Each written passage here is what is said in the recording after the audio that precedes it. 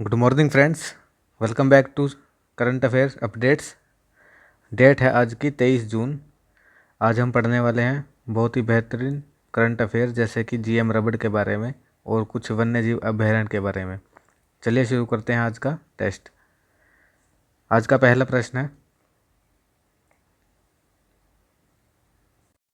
संयुक्त राष्ट्र लोक सेवा दिवस विश्व स्तर पर किस तारीख को मनाया जाता है? United nation public service day. आप बताइए किस डेट को जो है मनाया जाता है, साथ के साथ आंसर करते रहिए। इसका सही उत्तर होगा बी, ये बनाया जाता है 23 जून को। चलिए इसके बारे में देखते हैं। संयुक्त राष्ट्र लोक सेवा दिवस 23 जून को विश्व स्तर पर मनाया जाता है। यह दिन विकास प्रक्रिया में सार्वजनिक सेवा के योगदान को उजागर करने और समुदाय के लिए सार्वजनिक सेवा के महत्व को दर्शाता है। भविष्य की लोक सेवा का नवाचार जो है ये एसडीजी तक पहुंचने के लिए एक नए युग के लिए नए सरकारी मॉडल विषय के तहत दिवस मनाया गया था। तो यह है इसकी थीम है, यहाँ से लेकर यहाँ तक। अगला प्रश्न, अंतर्राष्ट्रीय ओलंपिक दिवस जो है वो बताना है हमें किस तारीख को बनाया गया। इंटरनेशनल ओलंपिक डे बताइए। इसका सही उत्तर होगा सी, 23 जून को ही यह दिवस मनाया गया। अंतर्राष्ट्रीय ओलंपिक दिवस प्रत्येक वर्ष 23 जून को आयोजित किया जाता है। ओलंपिक खेलों में अधिक से अधिक लोगों को भाग लेने के लिए प्रोत्साहित करने और इस आयोजन के बारे में जागरूकता फैलाने और ओलंपिक आंदोलनों को बढ़ावा देने के लिए यह दिवस मनाया जाता है। 2021 की थीम क्या थी? स्वस्थ रहें, मजबूत रहें, सक्रिय रहें। 23 जून को ओलंपिक दिवस कसरत के साथ। जो अंतर्राष्ट्रीय ओलंपिक समिति है उसको 23 जून 1994 को अंतर्राष्ट्रीय ओलंपिक समिति के निर्माण के उपलक्ष्य में जनवरी 1948 को ओलंपिक दिवस की जो है शुरुआत की गई थी। यानी अंतर्राष्ट्रीय ओलंपिक समिति का जो है गठन कब हुआ था? 23 जून 1894 सॉरी। अगला प्रश्न अंतर्राष्ट्रीय विधवा दिवस को लेकर है। अंतर्राष्ट्रीय विधवा दिवस जो है वो कब मनाया जाता है बताइए। Widows day. इसका सही उत्तर होगा बी, 23 जून को यह दिवस मनाया जाता है। अंतर्राष्ट्रीय विधवा दिवस हर साल 23 जून को विश्व स्तर पर मनाया जाता है। यह दिन व्यापक रूप से विधवाओं की आवाज़, अनुभवों की ओर ध्यान आकर्षित करने और उनके पास मौजूद अद्वितीय समर्थन को प्रेरित करने के लिए मनाया जाता है। किसके द्वारा? लुम्बा फाउंडेशन, LOOMBA। लुम्बा फाउंडेशन जो है 2005 में अंतर्राष्ट्रीय विधवा दिवस की शुरुआत की थी। लुम्बा के अनुसार विभिन्न देशों में महिलाओं को अपने पति की मृत्यु के बाद बहुत कठिनाइयों का सामना करना पड़ता है। NGO सरकारों द्वारा देखरेख नहीं की जाती और समाज भी उन्हें शाप मानते हैं। अंत में 23 जून 2010 को जो है आधिकारिक तौर पर संयुक्त राष्ट्र महासभा ने इस दिन को जो है मान्यता दी थी 23 जून को। अगला प्रश्न, निम्नलिखित में से कौन जम्मू कश्मीर की पहली महिला फाइटर पायलट के रूप में इंडियन एयरफोर्स में जो है वो ऐड होंगी? क्या जम्मू कश्मीर की ये पहली हैं, भारत की नहीं, सिर्फ जम्मू कश्मीर की। महिला सशक्तिकरण से लेकर प्रश्न है तो ये इम्पोर्टेंट हो जाता है। बताइए कौन? इसका सही उत्तर होगा डी, माविया सुडान। ये है उनकी photo. Flying officer Muawiya Sudan भारतीय वायुसेना में फाइटर पायलट के रूप में शामिल होने वाली जम्मू कश्मीर की पहली महिला बन गई हैं। वह भारतीय वायुसेना में शामिल होने वाली 12वीं महिला फाइटर पायलट हैं। यानी अब तक 12 महिलाएं जो हैं फाइटर पायलट बन चुके हैं। 24 वर्ष की माविया जम्मू संभाग के राजौरी जिले के LOC के पास जो है राजौरी जिले से लंबेरी गांव की रहने वाली हैं।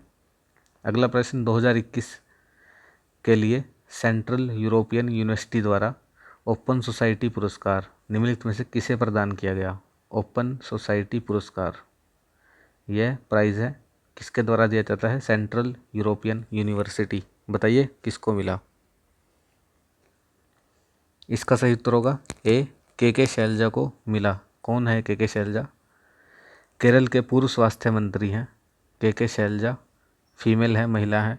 को 2021 के central European university open society पुरस्कार से सम्मानित किया गया। यह पुरस्कार उन्हें उनके दृढ़ नेतृत्व, समुदाय आधारित सार्वजनिक स्वास्थ्य कार्य और महामारी के दौरान जीवन बचाने के मान्यता प्रदान किया गया था।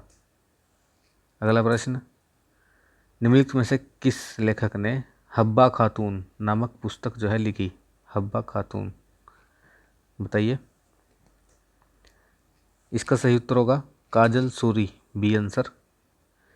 रंगमंच व्यक्ति अरविंद गौर ने काजल सूरी की जो है पुस्तक हब्बा खातून का विमोचन किया। संजना प्रकाशन द्वारा यह पुस्तक जो है प्रकाशित की जाएगी। हब्बा खातून कौन थी, इसके बारे में देखते हैं, जिसे the night angel of Kashmir भी कहा जाता है। यह एक कश्मीरी कवि और तपस्वी थी और कश्मीर के अंतिम सम्राट यूसुफ शाह चक की जो है पत्नी थी। तो आपको नाइट एंजल ऑफ कश्मीर भी याद रखना है, हब्बा खातून को बोलते हैं। अगला प्रश्न, 2019 में दुनिया भर में आत्महत्या रिपोर्ट किस द्वारा जो है जारी की गई?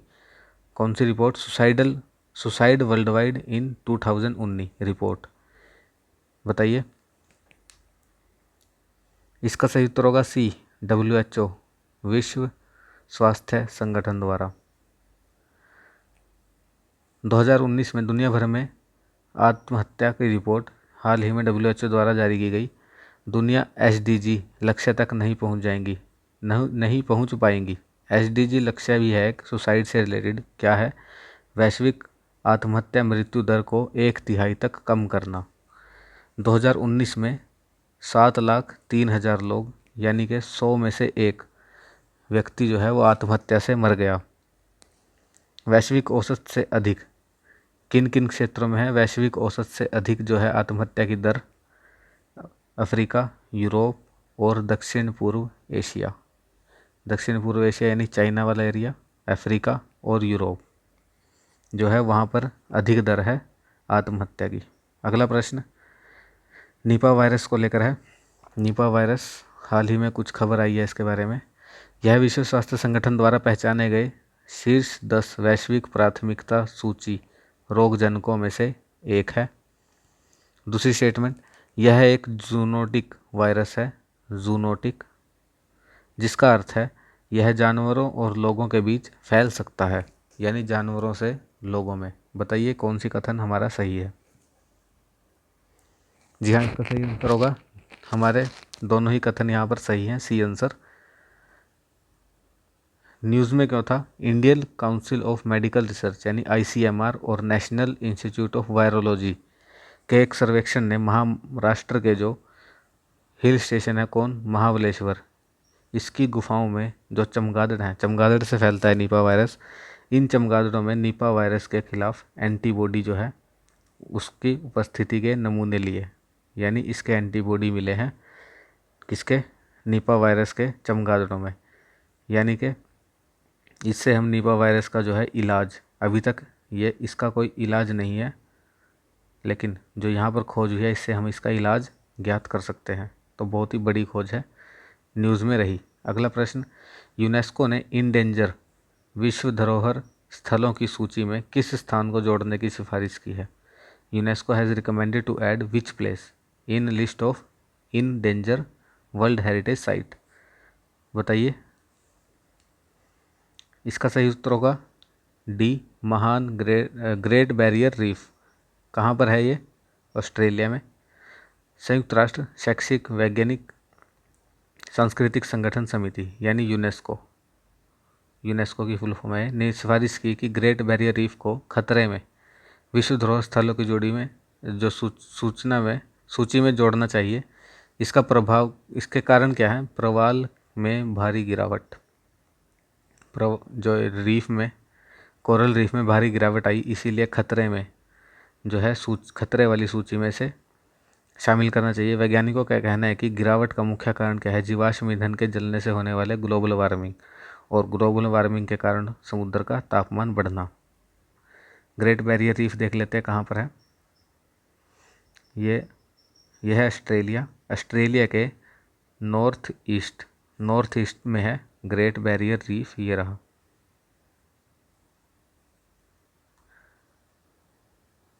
निम्नलिखित में से किस शहर में विशेष अंतर्राष्ट्रीय चाय दिवस नीलामी की मेज़बानी की? International T day auction. बताइए। इसका सही उत्तर होगा ए, जोरहाट में जो है ये नीलामी हुई। असम के जोरहाट ने विशेष अंतर्राष्ट्रीय चाय दिवस नीलामी की मेज़बानी की। असम की चाय राजधानी भी बोलते हैं किसे? जोरहाट को। 21 जून को यह जो है नीलामी हुई। भारत की सबसे बड़ी business to business e commerce firm कौन सी? M junction service limited.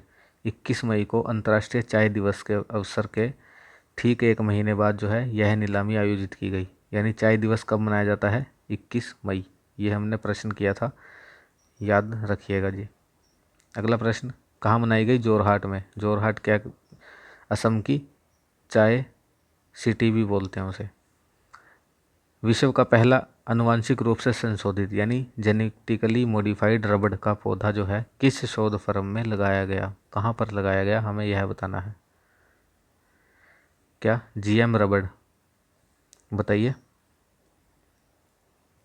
इसका सही उत्तर होगा डी, सरुतारी। सरुतारी में जो है यह पौधा लगाया गया। सरुतारी कहाँ पर है? यह असम के गुवाहाटी में है। गुवाहाटी में रिसर्च फार्म है। अगला प्रश्न, इसके बारे में पढ़ लेते हैं व्याख्या।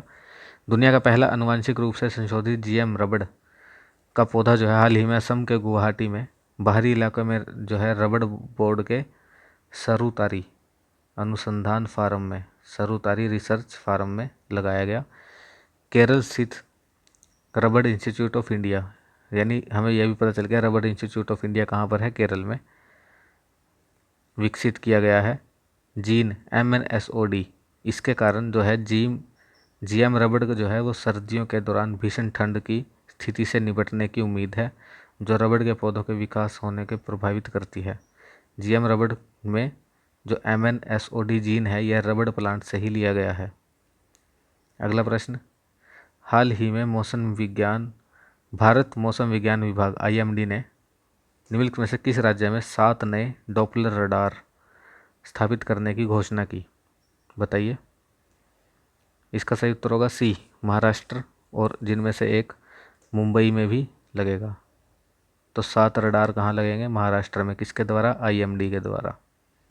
अगला प्रश्न, भारतीय नौसेना के जहाज किस देश के साथ पैसेज एक्सरसाइज यानी पैसेक्स जो है उसमें भाग लेंगे? समुद्री गश्त है एक।